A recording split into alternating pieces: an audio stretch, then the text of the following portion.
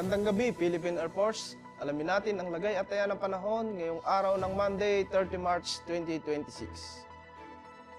Sa kasalukuyan ay wala naman tayong minomonitor na sama ng panahon sa loob at labas ng Philippine Area of Responsibility, kundi ang range of high pressure area na nakakaapekto sa Northern Luzon.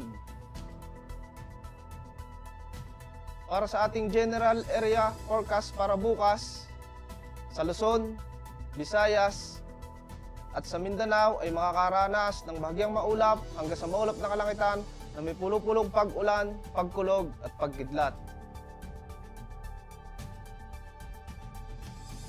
Para sa ating 3 days weather outlook, Metro Manila, Cavite, Lipa City,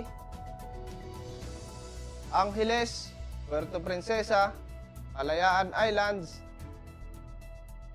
Mactan, Zamboanga, Davao.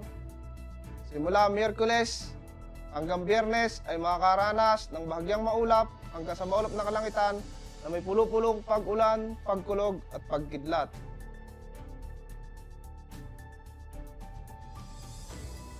Para sa ating astronomical information, lulubog ang araw mamayang 18:08.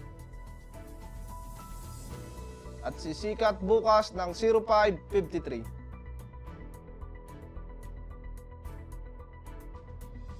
Para sa ating moon illumination, meron tayong 93% increasing.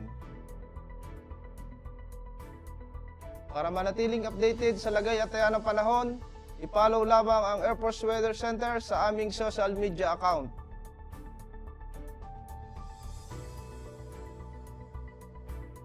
Sa ngalan ng aming commanding officer na si Colonel Alvin John Q. Gador, PAP GSC, ako si Sergeant Christian J. De La Vega, Philippine Air Force, ang weather broadcaster ng Air Force Weather Center. Muli, magandang gabi, Philippine Air Force.